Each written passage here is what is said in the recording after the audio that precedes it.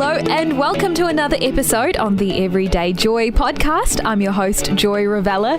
Hey, I'd love for you to hit the like, follow, subscribe button, and that way you won't miss out on a single episode. Today, we are talking about learning lessons through other people's life experiences. Let's get into today's verse. If you think you know it all, you're a fool for sure. Real survivors learn wisdom from others. That's Proverbs chapter 28, verse 26, the MSG version. Once again, I have the amazing Jen here in studio. Jen, so good to have you. Hi, how you going? I'm doing good. I'm noticing a little bit of a huskiness to your voice. It's there. I'm just, surviving at the moment with the little part of my cold that's left to go. Yeah. I'm nearly there. Isn't it insane how you get sick and then you're unwell for a few days and then for the week afterwards you feel fine but you don't sound fine? Yeah. Exactly. That's where I'm at. Yeah, but at least I've got a really nice husky voice. Enjoy it. We're going to record this forever. Yeah. Well, this podcast will be up forever, so you can forever have that husky version of yourself. We're taking a look at Proverbs 28:26. If you think you know it all, you're a fool for sure. Real survivors learn wisdom from others. What are your first impressions?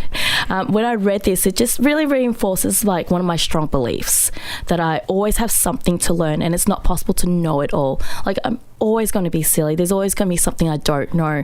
But it's the best way is to learn, and it's by learning from others. Absolutely. And I think that for me as well is my first impression of this.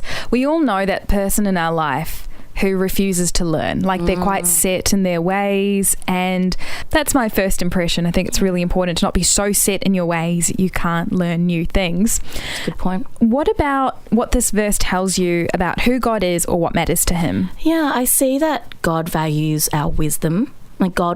He's ultimately our source of life. He's our source of all knowledge. Everything that we know is from God, and he's created all these different skills for all of us. Today we're talking about wisdom, but wisdom gained through other people's experience. And I know you've got a bit of a story about your mum you're going to share shortly, but I thought I'd also share a bit about my youngest sister. I actually haven't asked her if I can share the story, but it's a good one, so I'm pretty sure she'll be happy about it. We'll just give her a call later. Yeah. So my youngest sister, 5 years younger than me, and when she was 12, I was 17. So she hit her preteen phase where she really began to understand the world, while I was, in a way, making a mess of mine. I was, let's just say, a very high-strung individual. Really wanted to achieve well, big emotions, big feelings. And one of the things that really paralyzed me was university. I did really well in school, not so much at uni, and I didn't quite know how to deal with the new structure and the new way things were working. And so for me, I really pushed through to the detriment of my own mental health and relationships and physical health. My younger sister had watched all of this, and when she went to uni, I remember when she struggled, she was very quick to make a decision to split her courses over a 1 year period. She said, I could do 4 papers in one semester, or I could split it and be at uni for 6 months longer, but I think this is better for me. Yeah. And it was one of the best decisions she made, because guess which year happened to be the year she split her courses and had half a load? The first? 2020. Oh, of course. Yeah, genius. It worked out so well for her, because unfortunately, while a lot of students were really struggling with a full load, a lot of pressure, in her final year, Jamie was like, I can deal with the impact of this lockdown with half the uni workload. And I just I remember thinking of that verse, thinking about my younger sister and saying, wow, she really took nuggets of wisdom from my own experience, applied it to her own life, and really benefited. And I'm really happy that she did. Wow, that's so cool. That's really amazing that she actually saw you going through it. She's like, I'm going to make another decision. Yeah, well, she had to live with cranky me for 4 years, so I think she was a little burnt by that, didn't want to become me. What about you though, Jen? How has this verse come alive in your own world? Well, it wasn't until I became a mother and going through like newborn trenches, I thought of my mum.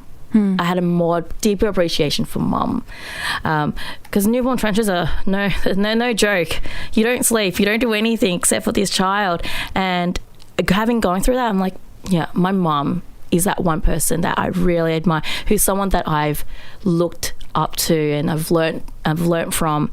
Now, mum isn't like, super rich. She's not a doctor, she's not a lawyer, but she's the most hardworking person like I've known. So tell me about your mum. Tell me about, like, what about her inspired you when you were down in the trenches? Yeah, well, she inspired me to be more hardworking.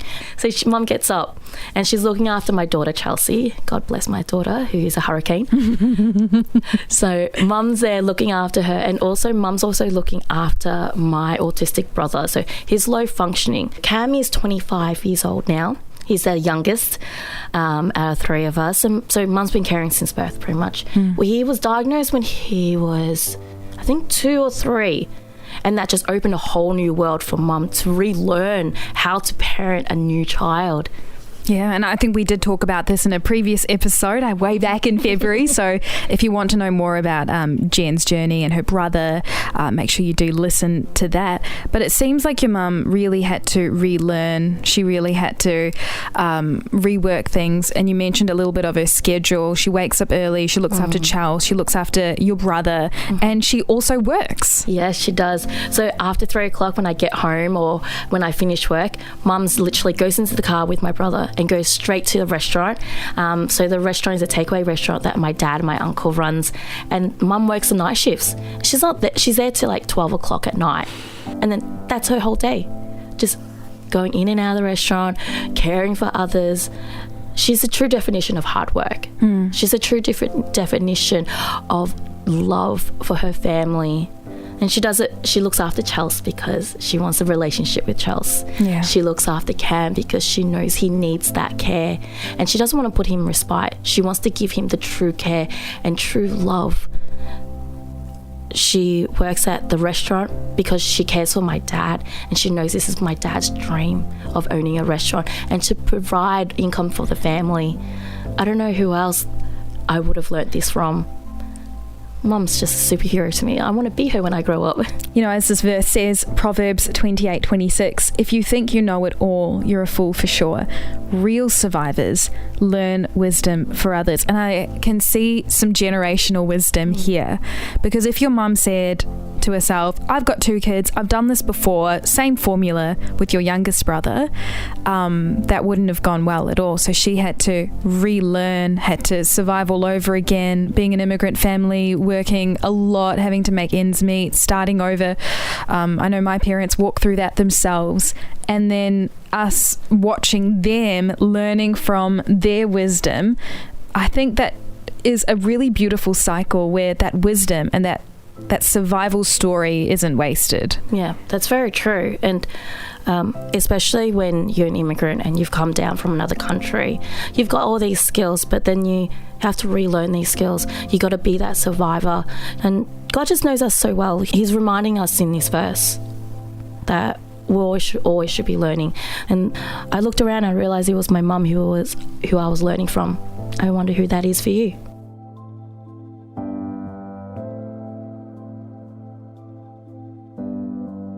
I feel like today's verse has 2 levels to it. Level 1 is acknowledging that we all have room to grow. This idea of leaving room to grow and learn is echoed in the film Avatar, where Moat says to Jake Sully, "We have tried to teach other sky people. It's hard to fill a cup which is already full." And I think it's the same with God. It's hard to teach us. It's hard for us to connect with Him and connect with others. It's hard for us to step out into our full calling if we've decided that we are set in our ways and we know all there is to know. Level 2 of this verse is this idea that we can learn from those God places around us. And it's amazing that Jen was able to learn so many things from her mum's experiences, but we can equally learn from people in our lives who haven't made amazing decisions, but that can work as cautionary tales for us. We don't have to repeat those same mistakes. I think it's choosing to look at the people around you as a vehicle or an opportunity for you to grow in wisdom and for you to draw closer to God. And when you think of it that way, there's so much room to grow and develop. Well, that wraps up today's episode on the Everyday Joy podcast. Cannot wait to catch up tomorrow.